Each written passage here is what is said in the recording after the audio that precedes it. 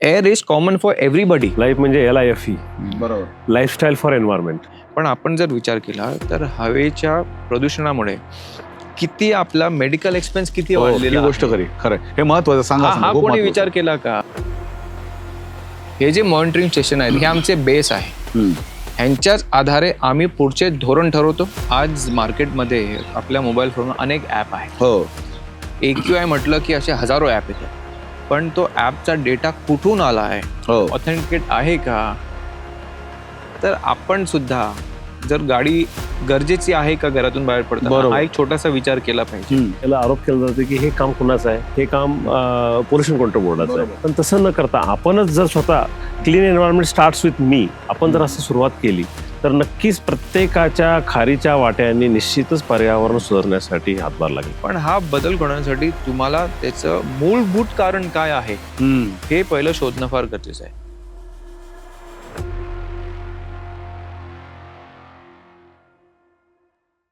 नमस्कार. मनसंवाद मध्ये नेहमीप्रमाणेच मी संजय बुसकुटे आपल्या सर्वांचं मनपूर्वक स्वागत करतो. पूर्वी काय व्हायचं माहितीये का, की पावसाळा झाल्यानंतर थंडी आली की आपण छान असे स्वेटर बाहेर निघायचे, शाली बाहेर निघायच्या, मफलर बाहेर निघायचे. पण गेल्या 4-5 वर्षामध्ये किंवा एका दशकामध्ये काहीतरी वेगळं जाणवायला लागलंय. तुम्हालाही जाणवत असेल, पण आठवण करून देतो. काय जाणवतं माहितीये का, की मुळात अशा थंडीमध्ये आल्यानंतर ना गारव्याबरोबर सगळीकडे एक अशा पद्धतीचे सर्दी आणि खोकले प्रचंड मोठ्या प्रमाणात सुरू होतात आणि लोक म्हणतात हवा बिघडली. आता हवा बिघडली म्हणजे काय झालं? जसं हवा बिघडल्यानंतर ती मोजता येते का? जसं आपण दूध 1 लिटर घेतो किंवा आपण साखर 1 किलो घेतो, असं काहीतरी बरंच काहीतरी आपण किलोमध्ये ग्रॅममध्ये मापत असतो. मग प्रश्न पडतो, ह्या बिघडलेल्या हव्याचं करायचं काय? किंवा ही हवा बिघडते म्हणजे नक्की काय होतं, ह्याच्यात काय काय असतं आणि ते आपल्याला सांगता येतं का? म्हणजे बोलता येतं का? हवेला नाही बोलता आलं तरी विकासाच्या माध्यमातून प्रगतीच्या खुणा शोधणाऱ्या विज्ञानाला हे सांगता येतं का? त्याचा उलगडा आजच्या मनसंवादमध्ये आपण करणार आहोत. अशाच पद्धतीने बोलण्यासाठी आपल्याबरोबर आहेत जे मनसंवाद म्हटल्यानंतर मनापासून बोलतात, आणि जे बोलतात ते करतात, त्यासाठी तळमळीने ध्यासाने त्यांचे सगळे प्रयत्न सुरू असतात. असं एक तरुण व्यक्तिमत्व म्हणजे अर्थातच महाराष्ट्र प्रदूषण नियंत्रण मंडळाचे माननीय अध्यक्ष सिद्धेश जगदम. आपण त्यांचं स्वागत करूया. नमस्कार बुसकुटे. आपल्या बरोबर बघा ना, आता हे महाराष्ट्र प्रदूषण नियंत्रण मंडळाचे अध्यक्ष आहेत. अध्यक्ष म्हणल्यानंतर त्यांचीच मी मुलाखत घेणार, पण त्यांनी आग्रह कसा केला माहिती का? म्हणे माझी मुलाखत फक्त एकट्याची घेऊ नका, माझ्याबरोबर जे सहकारी आहेत ना ते जे जसं काम करतात ते नाही याच्यामध्ये घ्या. सिद्धेश कदम सरांमुळे आज आपल्याबरोबर आहेत महाराष्ट्र प्रदूषण नियंत्रण मंडळाचे सहसंचालक आपल्याबरोबर आहेत सतीश पडवळजी, आणि ज्यांना टेक्निकल ॲडवायझर म्हणजे तांत्रिक सल्लागार पण महाराष्ट्र प्रदूषण नियंत्रण मंडळाचे पूर्वीचे तांत्रिक सचिव आपल्याकडे होते ते नंदकुमार गुरवजी आपल्याबरोबर आहेत. आपलं मनपूर्वक स्वागत. सर, मला वाटतं गप्पाच मारूया आपण, कारण हो, प्रश्न माझ्या उत्तरांचा हातात कार्यक्रम कॉफी आहे, गरम छान. कॉफी तुम्ही आहे. कॉफी पिताय आणि या कॉफी बरोबर मला सांगा, असा कॉफीचा आस्वाद घेताना जेव्हा तुम्हाला सकाळी तुमच्या बिल्डिंगच्या बाल्कनीमध्ये काही वेळा मजल्यावर बसून कॉफी प्यायचा आनंद घ्यायचा असेल तर सध्या तुम्ही तो टाळता तर का टाळता? ऑनेस्टली बुसकुटेची मी तर टाळत नाही. हा, जिथे मी राहतो तिकडे हवा शुद्ध आहे. वाह, क्या बात आहे. हवेची गुणवत्ता एवढी खालावलेली नाहीये की मी बाल्कनीमध्ये बसून कॉफी पिऊ शकत नाही. हम्म. पण मी ती कॉफी पितो. हा. सकाळी असो, रात्री जरी उशिरा भेटली तरी ग्रीन टी चालू असते. तर हवेची गुणवत्ता मुंबईमध्ये जशी जशी दाखवली जाते हो, तशी काय अजून ढासळली नाहीये. तर हो, माझं कॉफी चालू असतं. पण काय नाही, एकदम लोक असं खूप भयानक सांगतात की बाप रे, आता मुंबईचं काय होणार, श्वास गुदमरणार, अमुक होणार तमुक होणार.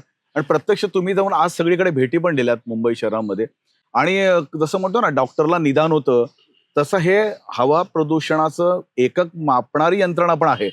मग तर आपल्या कुणाला माहित नसेल फारसं, थोडंसं सांगा ना, असं मापता येते का? 100% मापता येते. बेसिकली हवेमध्ये काय असतं, हवेमध्ये वेगवेगळ्या प्रकारचे आपले कण असतात. म्हणजे जर साध्या भाषेत सांगितलं तर कण असतात. मग त्यात छोटे कण असतात, मोठे कण असतात, आणि वेगवेगळ्या प्रकारचे जे आपले केमिस्ट्रीमध्ये, म्हणजे मी हो. केमिस्ट्रीचा स्टुडंट आहे, हो मग केमिस्ट्रीमध्ये जे वेगवेगळे प्रकारचे केमिकल असतात ज्याच्याने हम्म. हवा तयार होते, हो म्हणजे हवा it is a mix of all, बरोबर. ते असतात. मग असे टेक्निकल प्रश्न बघा आज म्हणजे प्रामुख्याने मी गुरवजी आणि सतीश पडवळजींना याच्यासाठी सुद्धा घेतले. मलाच सगळ्यातलं कळतं, मी सर्वात ज्ञानी आहे अशातला भाग नाही, नाही. तुम्हाला तुम्ही सगळं अभ्यास केलेला आहे. अभ्यास आम्हाला केलेला तुम्ही 100% सांगता, आहे. वाचता तुम्ही नुसतंच फक्त. बघा वाचन आहे, हा. बघतो, अभ्यास करतो, सगळं आहे. पण शेवटी एक अनुभव जो असतो ना, हम्म. तो फार महत्वाचा असतो. हम्म. आज ह्या फील्डमध्ये जरी मला अनुभव, वेगळ्या प्रकारचा अनुभव आहे आज पर्यावरणाच्या जतनाच्या फील्डमध्ये, पण शेवटी टेक्निकली जेव्हा काम करताना जो अनुभव लागतो बरोबर. आणि त्या अनुभवातून आपल्याला काय उपाययोजना करायच्या आहेत हो. तो फार महत्वाचा असतो. हम्म. म्हणून त्याच्यासाठी आज मी गुरवजी आणि पडवळजींना आग्रह केला की तुम्ही सुद्धा तुमचे अनुभव हम्म. लोकांना सांगणं फार गरजेचं आहे, की तुमच्या अनुभवातून आज गुरवजींना, मला वाटतं गुरवजी किती वर्ष झाली आपल्याला? 33 वर्ष. हो 33 वर्ष. 33 वर्ष सर्व्हिस मध्ये झाली. बरोबर मग तेव्हा काय उपाययोजना करायची गरज होती का? बरोबर. आणि आज त्यांना काय उपाययोजना कराव्या लागतायत ह्या जेव्हा जनतेसमोर जातील, म्हणजे बरोबर. आज एमपीसीबी म्हणून आपण किती लांब आलेलो आहोत. बरोबर. म्हणजे एखादा स्वतःला यंगच इमॅजिन करेन, पण एखादा यंग चेअरमॅन म्हणून जेव्हा 33 वर्षा अगोदर जेव्हा गुरवजींनी किंवा पडवळजींनी जेव्हा जॉईन केलेलं, तेव्हा हा विषय नसेल. नाही, बरोबर आहे. पण आता आमची ती प्रायोरिटी होते. आता झेंझीना जाळवतो नाही शिकतो. आता जनतेना जाळवतो इश्यू. पण म्हणून असे आपण जेव्हा AQI, एअर क्वालिटी इंडेक्स, हो basically PM10, PM2.5, NOx, SO2 हे सगळे वेगवेगळ्या प्रकारचे गॅसेस आहेत. हो आणि PM10 PM2.5 हे कण आहेत, धुळीचे कण आहेत किंवा बरोबर. इतर कुठले कण आहेत, गॅसेस कण आहेत. तर ह्याचं सगळ्यांचं संलग्न होऊन याचं आपण एक एअर क्वालिटी इंडेक्स मॉनिटर करतो. बरोबर. म्हणजे एखाद्या आमचे जे एअर क्वालिटी मशीन्स आहेत, मॉनिटरिंग मशीन्स आहेत, त्या मशीनमध्ये ह्या सगळ्या गॅसेसचं प्रमाण किती आहे त्या एरियामध्ये हम्म. त्याचं मोजमाप होते. त्याचं एक थ्रेशोल्ड आहे. जर तो थ्रेशोल्ड क्रॉस केला, म्हणजे आपण जर पाहत असाल की कुठे पुअर असते, कुठे सॅटिस्फॅक्टरी असते, कुठे मॉडरेट असते, कुठे अति वाईट तर अजून झालीच नाहीये. हो तर ह्या सगळ्या गोष्टी जेव्हा कुठे थ्रेशोल्ड क्रॉस जेव्हा होतो तेव्हा ते अलार्मिंग सिच्युएशन येते. म्हणून हे जी आज जी आम्ही व्हिजिट केलेली आहे, हे सगळे आज मुंबईमध्ये 4-5 ठिकाणी व्हिजिट केली, ठाण्यामध्ये व्हिजिट केली. हो हे जे मॉनिटरिंग स्टेशन आहेत हे आमचे बेस आहे. हम्म. ह्यांच्याच आधारे आम्ही पुढचे धोरण ठरवतो. ह्यांच्याच आधारे आम्ही पुढची पावलं काय असली पाहिजे ते आम्ही ठरवतो. म्हणून प्रामुख्याने हे जे आपले मॉनिटरिंग स्टेशन आहेत हे व्यवस्थित चालतायत की नाही चालतायत, हम्म. तिकडे जो काही डेटा आपल्याला मिळतोय तो ऑथेंटिकेट आहे की नाही, हो या सगळ्या गोष्टी तपासलेल्या आहेत आणि नक्कीच त्या व्यवस्थित चालतायत, चांगल्या चालतायत. आणि आता जो काही डेटा आम्हाला आजपर्यंत मिळालेला आहे हो. त्याच्यावर आम्ही पुढची पावलं आम्ही उचलू. आणि म्हणजे महत्वाचं म्हणजे तुम्ही, मला वाटतं या थंडीची चाहूल लागायच्या अगोदरच मुंबई महानगरपालिकेत या संदर्भात बैठक घेतली होती. मागच्याच गुरव महिन्यात साहेब तशा पद्धतीची बैठक पहिली झाली होती. हो, गुरव साहेब होते त्या बैठकीला, हो पडवळजी होते त्या बैठकीला, हो आपणही होतो त्या बैठकीला. हो.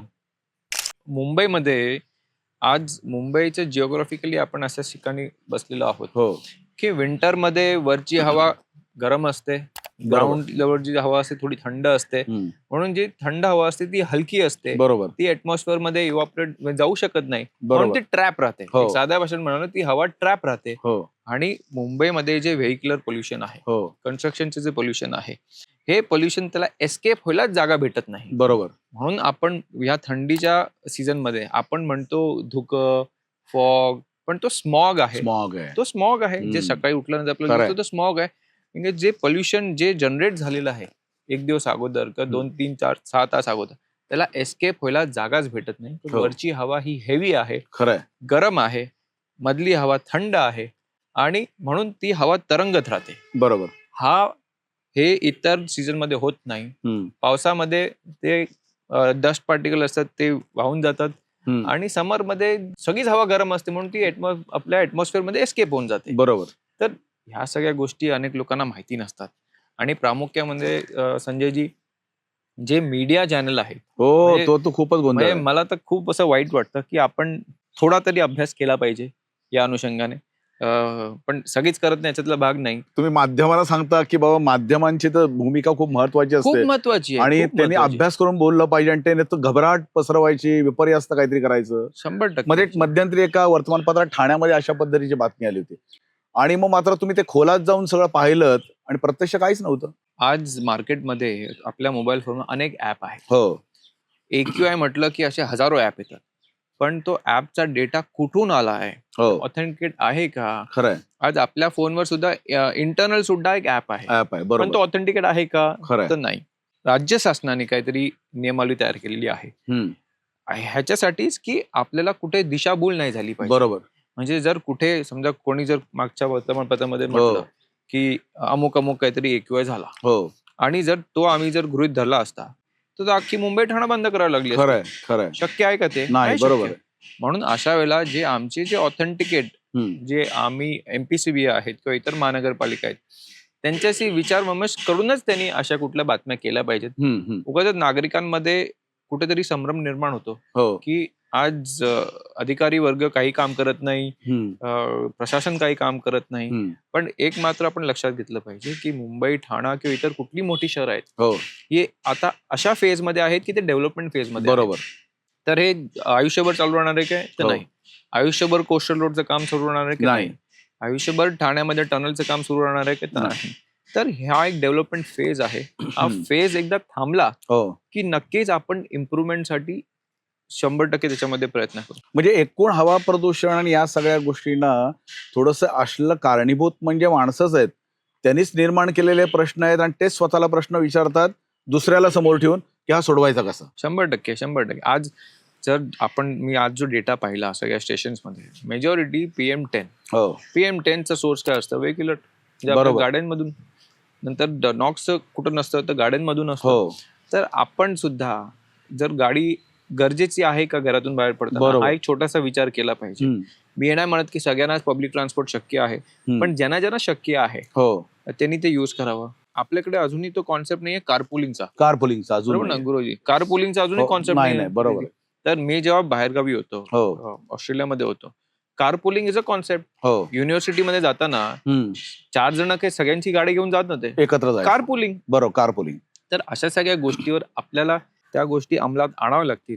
पण द क्रक्स इज संजयजी, दरवेळी मी सांगतो, खरंय खरं. Behavioural change. Yes yes yes behavioural change. जोपर्यंत मी स्वतःहून काय करत नाही तोपर्यंत बिहेवियरल चेंज येणार नाही. मी बघा ना आता बघा म्हणजे मगाशी ते म्हटले ना की मी सहकार्यांबरोबर घेतो तो त्यांचा मोठेपणा आहे, पण एकूण पाहिलं तर त्यांचा अभ्यास किती आहे पाहिलात ना आपण. म्हणजे खरं तर हे प्राध्यापक उत्तम झाले असते. अगोदरच पोते मला महाराष्ट्र- सगळे म्हणतात संजयजी की मी एखादा प्राध्यापक सगळंच वागतो, म्हणजे मी छडी घेऊनच असतो. सगळे ज्येष्ठ आहेत पण सगळ्यांना असं वाटतं की मी छडी घेऊनच असतो डिपार्टमेंट मध्ये सुद्धा. नाही, पण नाही, तुमची- एक कलेक्टिव्ह एफर्ट असेल ना Yes. तर त्याला रिझल्ट मिळतो. एकला चलो मध्ये काही रिझल्ट भेटत नाही, मग मागे वळून वाढलं तर कोणीच नसतं, बरोबर. त्याला रिझल्ट येणार नाही. नाही नाही आम्हाला खरं काय बरं वाटतं माहितीये का मनसंवाद यांच्याशी करताना की नवीन येणारी ही जी पिढी आहे म्हणजे आता कारण आम्ही आता 50ची उंबरठे ओलांडून गेलोय, त्यामुळे ही नवीन जी पिढी येणारी आहे ना ही इतकी साक्षर आहे, त्यांना पुढच्या 25 वर्षाचं ध्येय डोळ्यासमोर ठेवून आजचं वर्तमान जगतायत. गुरुसाहेब तुम्हाला काय वाटतं? आता तुमचं 33 वर्षाची सर्व्हिस झाली, तुम्ही तर कोल्हापुरातले, म्हणजे थंडी तर तुम्हाला सांगायची गरज नाही. मुंबईत आल्यावर हा जो बदल गेला 2 दशकामध्ये झालाय तुम्हाला काय सांगता येईल? सर्वप्रथम किती मी चुकलो तुम्हाला आपण जे मला पहिले जे प्रश्न विचारले त्या प्रश्नाचे पहिल्यांदा मी उत्तर देतो. सरांनी जसं म्हणले की तुम्ही पहिल्यांदा म्हटलात की सरांनी त्यांचे सहकारी आणलेले आहेत की जे एक्सपिरियन्स्ड आहेत, परंतु गेल्या सरांच्या मार्गदर्शनाखाली गेले 1.5 वर्ष काम करत असताना सरांच्याकडे जे विजन आहे किंवा पर्यावरण इम्प्रुव्हमेंट करण्याच्या अनुषंगानं त्यांचे जे ॲक्शन प्लॅन किंवा त्यांच्या ज्या आयडियाज आहेत त्या अंमलबजावणी करत असताना ह्या 1.5 वर्षामध्ये मला अतिशय सुंदर अनुभव आलेला आहे. मला सांगायला खूप अभिमान वाटतो की मला माननीय रामदास कदम साहेबांनी त्यावेळी संधी दिली की एका टीममध्ये काम करण्याची, की जे देशामध्ये आपण एक उदाहरण देऊ शकलो देशाला, आणि तो देशानं नंतर फॉलो केला. बेसिकली तो सरांनी पण मागच्या त्यांच्या मनसंवादमध्ये सांगितलेला आहे की प्लॅस्टिक बॅन हे एवढे कसे होते त्या अनुषंगाने त्यांनी टीम बिल्ड केली आणि त्या टीम बिल्डमध्ये मला सहभागी होण्याचा संधी मिळाली. ती खूप खरंच मी माझं भाग्य समजतो. सरांनी ज्यावेळी जॉईन झाल्यानंतर सर्वात पहिल्यांदा मला त्यांनी सांगितलं होतं की गुरुसाहेब आपण सॉइल पोल्युशनच्या बाबतीमध्ये आपण काय करू शकतो, whether we can prepare one policy for soil pollution. म्हणजे असे विचार करणारे सरांच्या मार्गदर्शनाखाली आम्ही काम करत आहोत. दुसरं आपण सांगितलं की मी 33 वर्षापूर्वी होतो, मी थोडंसं बॅकला जातो की मी बॅचलर ऑफ इंजिनिअरिंग एन्व्हायरमेंट केल्यानंतर 1987ला पर्यावरण काय असतं, पर्यावरणामध्ये काय स्कोप असतो किंवा पर्यावरण काय करायचं असतं हे खरंच काहीच माहीत नव्हतं. म्हणजे आमच्या बॅचमधले सर्व लोक जे होते, बी एन्व्हायरमेंट 1987ला मी पासआउट झालो आणि त्यावेळी पर्यावरण विषय हा तसा दुर्लक्षितच, बेसिकली दुर्लक्षितच, कारण लोकांना त्याची जाणीव नव्हती, लोकांना झळ पोचत नव्हती, पर्यावरणाचे जे परिणाम आहेत ते जाणवत नव्हते. आपण जसं म्हटलात तसं पूर्वी थंडी सीझन प्रॉपर असायचा, उन्हाळा प्रॉपर असायचा, पावसाळा सीझन पण प्रॉपर असायचा. पण जसं ऋतुमान बदलत गेलं तसं हे पर्यावरणाचं जे आहे महत्त्व वाढत गेलं आणि आम्हाला खरंच पहिल्या दशकामध्ये म्हणजे 80-90 ते म्हणजे 87 ते 2000 पर्यंत, 2008 97-98 पर्यंत आम्हाला असं वाटतं आम्ही का पर्यावरण घेतलं, त्याच्यापासून काय आम्हाला फायदा आहे किंवा आम्ही काय करू शकतो. पण नंतर आमच्या असं लक्षात आलं की आपण खरंच, आपल्याला परमेश्वराने एक संधी दिलेली आहे की पर्यावरणामध्ये काम करण्याची. पण जो बदल हवामानाचा मोठा दिसतोय, थंडीबद्दल आपण पोल्युशन ज्याला म्हणतो, हवा प्रदूषण, त्यात थोडंसं मनसंवादचं महत्वाचं आहे. हवा काय बदललेलं जाणवतं बदल का तुम्हाला? 100% बदलले जाणार आहे, कारण सरांनी जसं सांगितलं की हा विकास चालू आहे सर्व. आणि शेवटी कसं असतंय की एखादी गोष्ट आपण करायला लागल्यानंतर त्याचे परिणाम जे आहेत ते निश्चित तयार होतात. घरामध्ये जर आपण आमटी टाकली फोडणीला, त्याचा वास तुमच्या हॉलमध्ये येतोच. तसं नवीन नवीन इंडस्ट्रीज आल्यामुळे चिमण्या आल्या, फ्युएल बर्निंगचे बॉयलर्स आले, केमिकल्स फॅक्टरी मोठ्या मोठ्या प्रमाणामध्ये आल्या. आपल्याला विजेची गरज, आता विजेची गरज इतकी आहे, विजेची गरज असल्यामुळे आपल्याला वीज निर्माण करणारे कारखाने तयार करायला लागले आणि त्यामुळं कोळसा जाळल्यामुळं किती प्रमाणामध्ये पोल्युशन होतं. त्यामुळे एअर क्वालिटीचा जो फरक आहे, जो 85-90च्या दरम्यान होता आणि आता ह्याच्यामध्ये निश्चितच फरक झालेला आहे. कारण वातावरण तेच आहे, पण उत्सर्जन करणाऱ्या संस्था वाढलेल्या आहेत. बरोबर, उत्सर्जन अगदी बरोबर. करणारे पण मग नाही, मग मला असं वाटतं सर, तुम्ही सांगा, म्हणजे खरंच विकास, शाश्वत विकास सगळं करतायत ते मनुष्यच करतोय. म्हणजे आपण असं म्हणतो की निसर्गातल्या इतर प्राणी मात्रांनी काही सोडलं नाही. म्हणजे आजही हत्तीला राग आला म्हणून तो हरणाला उचलून असं मारत नाही, एवढा बलवान असून, पण माणूस मात्र सगळे उद्योग करतोय. मग शाश्वत विकासाची संकल्पना राबवायची कोणी, का फक्त ते जरा शासनावर सोडून चालेल? काय वाटतं तुम्हाला? सगळ्यांनी कसा विचार केला पाहिजे याचा? संजयजी, कसं आहे की आपण जे डेव्हलप नेशन्स आहेत ना, त्यांच्याकडे पाहून कुठेतरी आपली वाटचाल एवढी वर्ष करत होतो. हो. जे डेव्हलप नेशन्स आहेत त्यांनी कधी पर्यावरणाची चिंता केली नाही. बरोबर आहे. तेव्हा ती प्रायोरिटी सुद्धा नव्हती. हो. पण जेव्हा आपली वेळ आली डेव्हलप्ड व्हायची, हो, तेव्हा दी वर्ल्डचा जो क्लायमेट फॅक्टर आहे तो पूर्ण जगामध्ये त्याचे प्रतिसाद दिसायला लागले. म्हणून फक्त आपणच नाही, असे जगामध्ये जेवढे देश आहेत ते डेव्हलपिंग नेशन आहेत, वर्ज ऑन द डेव्हलप बरोबर नेशन, त्यांना कुठेतरी हा बॅलन्स करायची विचार करण्याची गरज आहे. आपण त्यासाठी मागे राहिलो का, तर 100% मागे राहिलो. हो. आपण डेव्हलप झालो असतो का, तर 100% डेव्हलप झालो असतो.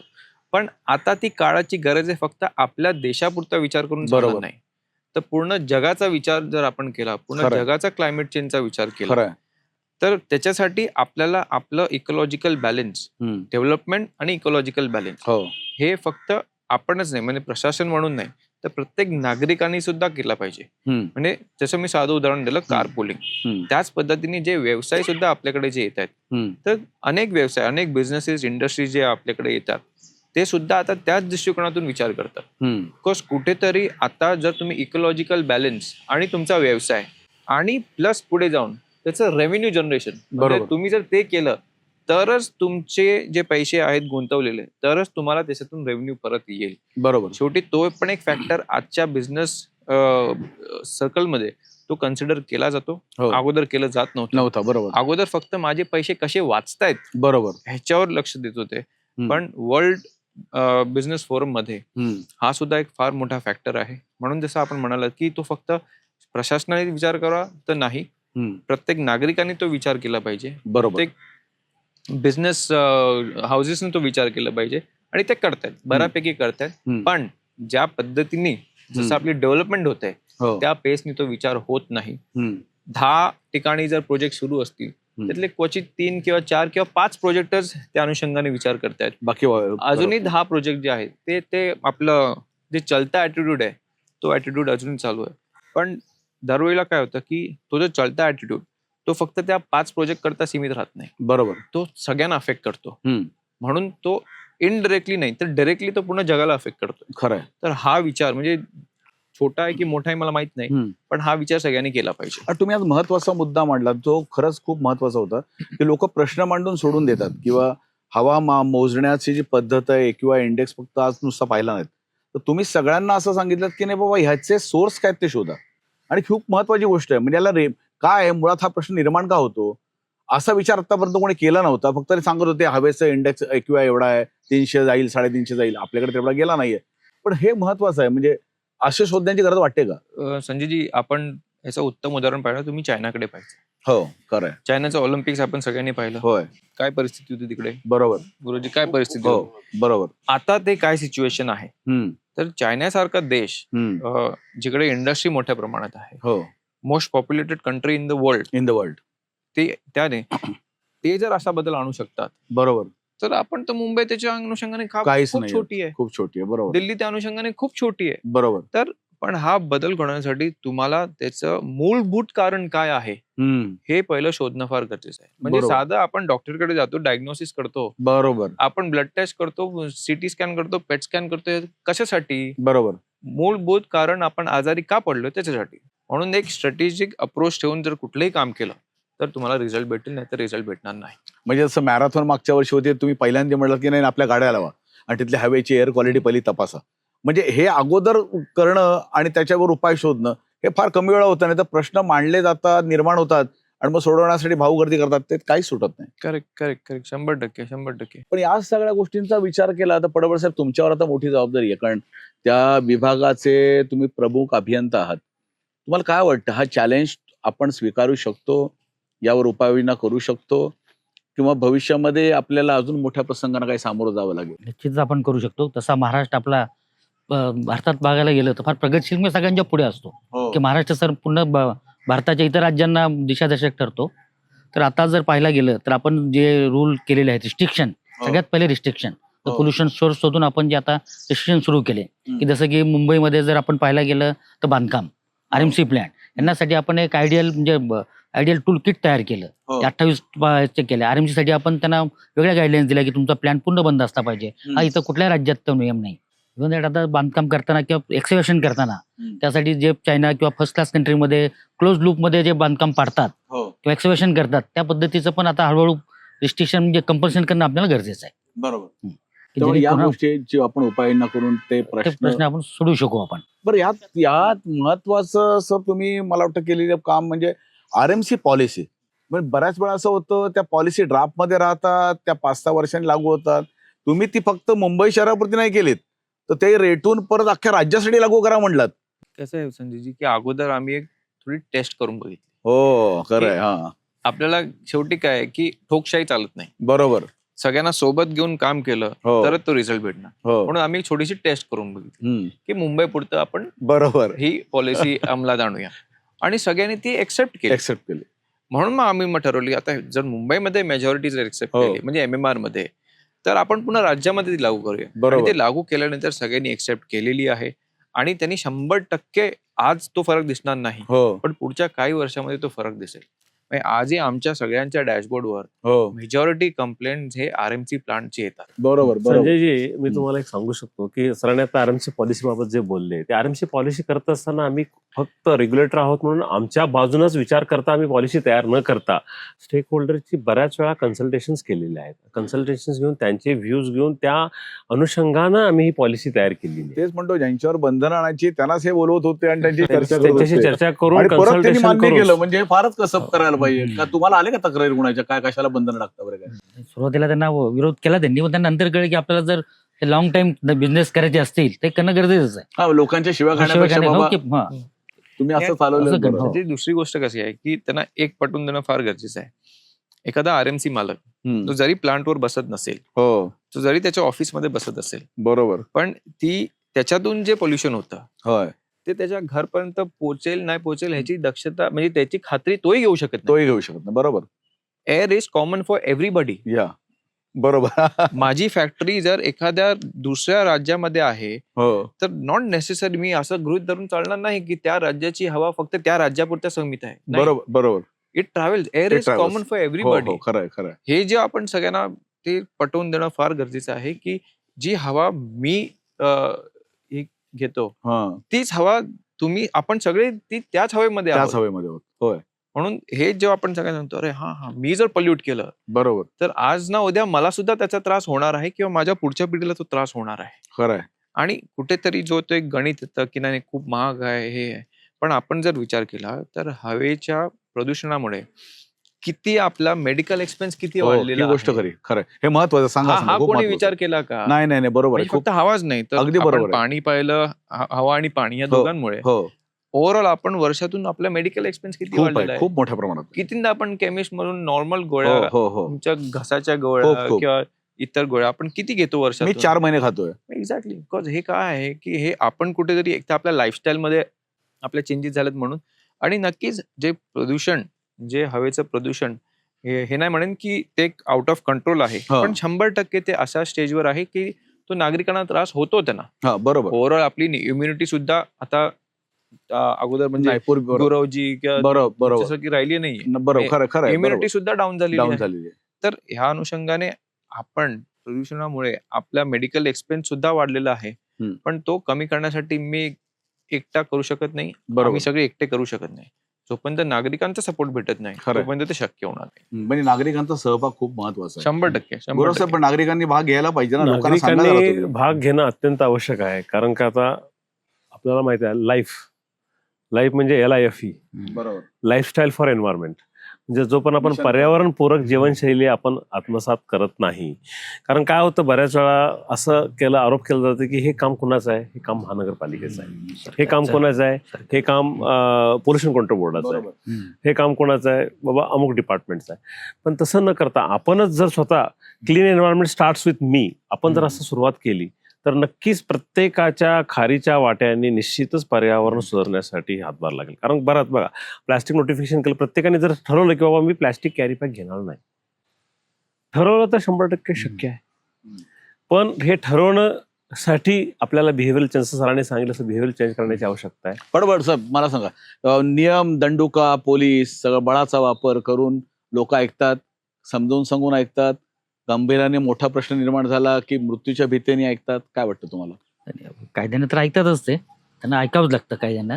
आणि शेवटी की भविष्याचा ज्यावेळी ते विचार करतात की बाबा मला जर बिझनेस आता लॉंग टाइम करायचा आहे किंवा मी माझ्या परिवाराचा किंवा पुढच्या पिढीचा विचार करतो, त्यावेळी स्वतःला बंधन घालून घेणं त्यांना गरजेचं आहे. आणि ते करता येतात. बऱ्यापैकी पाहिलं आपण छोटे छोटे उद्योग सुद्धा पर्यावरणाविषयी जागरूक झालेले आहेत. आता तसं RMC प्लांट आपण तशी मोठी बिझनेस इंडस्ट्री नाही ती, तर आज मुंबई जर गेलो आपण तर जो 70% RMC प्लांटने पूर्णपणे प्लांट त्याची झाकून घेतलेले. इव्हन दॅट कन्स्ट्रक्शन साईटवर तुम्हाला फॉगर दिसतील. हो. प्रत्येक कन्स्ट्रक्शन साईटवरचे 25 फुटाचे पत्रे लावलेले आहेत, हिरव्या जाळ्या लावलेल्या आहेत त्यांनी. जाताना येताना ते चाक धुतात. म्हणजे ह्या प्रॅक्टिस आधी नव्हत्या. 3 वर्षापूर्वी आपला हा नियम पण नव्हते. आता म्हणजे बांधकामासाठी नियमावली नव्हती, बरोबर. कशासाठी पण नव्हती. पण ज्या ज्यावेळी आपण जशी आपले एकवे वाढत गेले की आतापर्यंत आपल्याला विजिबिलिटी कधीच कमी दिसली नाही. हो. 2-3 वर्षापासूनच आपल्या मुंबईची विजिबिलिटी कमी होत चालली होती. आपलं जसं लक्षात आलं, आता बघितलं गेलं आपण त्या 15 दिवसात परत आपली एअर क्वालिटी अजून चांगल्या ह्याच्यामध्ये गेलेली. होय. महानगरपालिकेने ह्याच्यावर ते सुरू केलं, डीप क्लिनिंग सुरू केले, बरोबर. रस्ते साफसफाई सुरू केले, फुटपाथावर म्हणजे जे धूळ बसलेली होती ते साफ केली. पण या मागच्या 15 दिवसामध्ये बऱ्यापैकी एकवे आपला जो वाढला होता दिवाळीनंतर लगेच, मग तो बऱ्यापैकी कमी झालेला आहे. पुष्कळजी एक विषय संजय सांगायचा राहिला की आज बेसिकली आपण आउटडोर एअर बद्दल फार चर्चा करतो. हो, खरंय. इंडोरचं पण कधी आपण विचार केला का की आज आपण सगळे आहोत, बरोबर. आपण सकाळी 10 ते संध्याकाळी 7 वाजेपर्यंत एअर कंडिशन ऍटमॉस्फिअर मध्ये असतो. बरोबर. इंडोर. बरोबर. इंडोर. ऑफिस मधून उतरायला 5 मिनिटं लागतात. बरोबर. गाडीत बसतो, परत तो 1.5 तास परत आपण इंडोर असतो. हो, ठीक आहे. खरंय. ते झालं की आपण मग परत घरी बिल्डिंग वरून वरती जातो, परत इंडोर. बरोबर. आपण आउटडोर मध्ये किती वेळ खरंय, घालवतो खरंय खरंय. हा आपण एक अभ्यास केला पाहिजे. मी सगळ्यांचेच म्हणत आलं नाही. लक्षात. बरं, सगळं पण एक कॉमन पण- सगळीकडे असंच आहे. हा. नाही, हा आहेच. म्हणून आम्ही स्टडी केलेले आहे. 1 नाही 2 नाही, किती 3 स्टडी केलेले आहे. हो, बापरे. त्या स्टडीमध्ये असं आढळलं आहे की indoor air quality is worse than outdoor air. बापरे, my god. That is the fact. My God.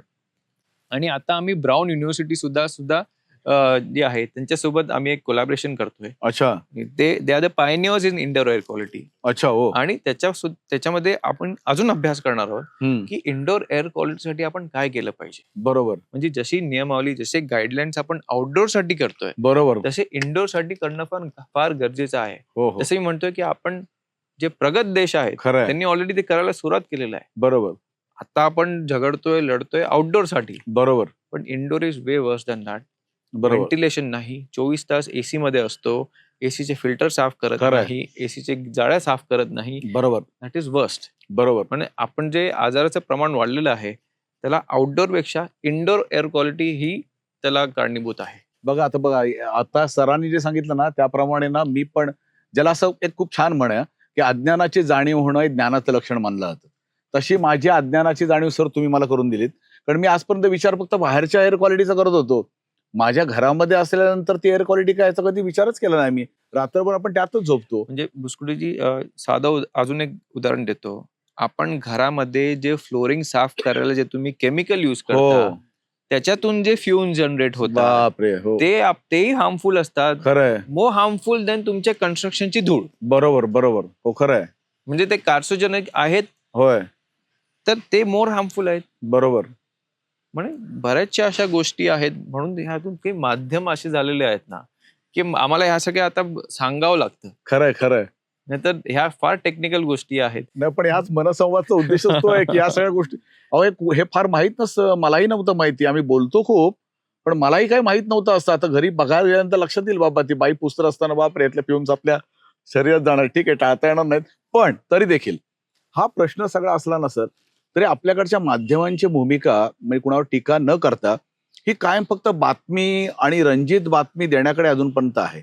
तर ती लोकशिक्षित आणि जबाबदारीचं भान ठेवून किमान लोकांमध्ये घबराट उडणार नाही हवा प्रदूषणासारख्या ठिकाणी या संदर्भामध्ये काय भूमिका घ्यायला पाहिजे असं आपल्याला वाटतं. म्हणजे मला असं वाटतं की 33 वर्ष इकडे आहेत हो. आणि 25 वर्ष तिकडे आहेत. तर कसं आहे की हे माध्यमांना ह्याचं सिरियसनेस कधीपासून आलेलं आहे. माध्यमांचं सुद्धा विचार करण्याची श्रेणी कधीपासून बदललेली आहे, कशी डेव्हलप झालेली. त्यामुळे गुरुजी आपल्याला जास्त सांगू शकतील. बघा, मी माध्यमांची तुमच्या मागच्या 10 वर्ष सांगू शकेन. हो पण तेव्हा ही प्रायोरिटी नव्हती आता एअर क्वालिटी नव्हतीच. एअर क्वालिटी जसं सतीशजी म्हणाले हे मागच्या 3 वर्षाची 3-4 वर्षाची 4 वर्षाची म्हणजे कोविड नंतर मला वाटतं जास्त बरं आहे. कोविड नंतर त्याच्या अगोदर जास्त. काहीच नव्हतं. गुरु साहेब काय माध्यमांनी कसं कारण Actually, खूप ना जबाबदारी सरांनी जसं अर्थात कोविडचं आवश्यक. उदाहरण गेलं, कोविडमध्ये लोकांना एअर क्वालिटी कळाली. हो कळाली एअर क्वालिटी काय असते हे Correct. बेसिकली कोविडमुळे लोकांच्या निदर्शनास झाली. मग नंतर कोविड नंतर एअर क्वालिटी बद्दल चर्चा व्हायला सुरुवात झाली. पण काय आणि करू? नंतर- माध्यमांनी काय सांग कसं हा? माध्यमांनी भूमिका कशी ठेवली पाहिजे अशा माध्यमांनी प्रश्नामध्ये? भूमिका ऍक्च्युली अतिरंजित न करता हम्म. फॅक्च्युअल पोझिशन्स वरती आधारित असावी.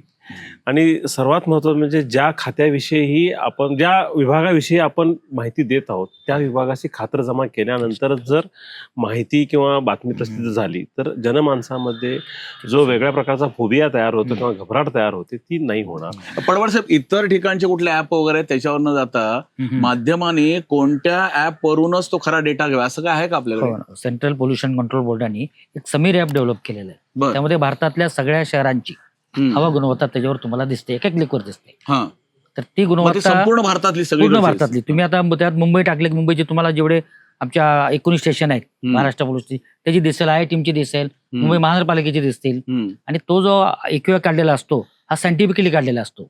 एक्यूआय म्हणजे त्या दिवसातले जे प्रमोटिंग जे घटक असतात त्या घटकांचा ॲव्हरेज 3 घटक पकडून जो मॅक्झिमम असेल ती त्यात कन्सिडर करून तुझा तो एक्यूआय काढला जातो. म्हणजे ते कुणालाही पाहता येतो ना कोणालाही समीर? पाहता येतो. हा म्हणजे आता जर का आपल्याला एक्यूआय आपल्या शहराचा गावाचा आता पाहायचा असेल तर एक्यूआय पाहण्यासाठी समीर ऍप जो केंद्रीय प्रदूषण नियंत्रण मंडळ म्हणजे सीपीसीबी त्याच्यावरून समीर ऍपवरून आपण ती माहिती घेऊ शकतो आणि तीच फक्त ऑथेंटिकेटेड माहिती आहे. मनसंवादमध्ये जाता आता काय थोडंसं सांगता येईल कारण काय माहितीये तुम्ही इतकं काय बरंच काही करताय तर आपण सिरीजमध्ये तुमच्याशी बोलत राहू कारण खूप काही करणार आहेत, खूप काही सुरू आहे पण सगळंच एकदम सांगणार नाही नाहीतर मग मजा जाईल ना निघून त्याची. काय वाटतं थोडंसं सांगताना स्वल्पविराम देण्याबद्दल काय सांगाल? ह्याच्यामध्ये एक शेवटचं मी ऍड करेन की पुढच्या आपल्या विंटर सीझनच्या अगोदर आपण एक फोरकास्टिंग मॉडेल आणतोय. हो मग त्या अनुषंगाने पुढच्या आठवड्याभर हवाची गुणवत्ता कशी असेल हा, हे आम्ही अगोदरच फोरकास्ट करू क्या शकतो. बात आहे, क्या बात म्हणजे आहे. आपण कंट्रोल मेजर्स हे हो. आपण एक आठवड्यापासूनच आपण त्याची तयारीला लागू. हो. अशा अनुषंगाने एमपीसीबी म्हणून आम्ही त्याच्यावर काम ऑलरेडी सुरू आहे. हा. तर पुढच्या ज्या आपली ऋतू होईल त्याच्या हो. अगोदर हे मॉडेल लाईव्ह होईल. हो. आणि हा काय आपण जे आपण म्हणतो की कंट्रोल मेजर्स किंवा ज्या काही उपाययोजना करतो त्या आफ्टर थॉट असतात. बरोबर, आफ्टर थॉट असतं. आम्ही अगोदरच त्याची उपाययोजना करून ठेवू. पण जसं सतीशजी म्हणाले की समीर ऍप, हम्म. तर माध्यम, नागरिक या सगळ्यांनी त्या समीर ऍपचाच जास्तीत जास्त त्याच्यावर हम्म. उपयोग करावा. तोच डेटा ऑथेंटिकेट आहे आणि त्याच्यामध्ये जेव्हा जेव्हा आम्हाला आढळतं, आम्ही सुद्धा हो. तोच फॉलो करतो. बरोबर. जेव्हा जेव्हा आम्हाला आढळतं की AQI लेवल ही डिटोरेट झाली आहे, हम्म. त्याच्यावर मग आम्ही कंट्रोल मेजर्स करतो. आणि जसं गुरुजी म्हणाले की मागच्या एवढ्या वर्षामध्ये AQI बद्दल कोणी चर्चाही करत नव्हतं. हम्म. कारण कोविड नंतर मला वाटतं की सगळ्यांची इम्युनिटी सुद्धा कुठेतरी अफेक्ट झाली आहे खरं आहे, आणि इट अफेक्ट द लंग्स. या air also affect the lungs.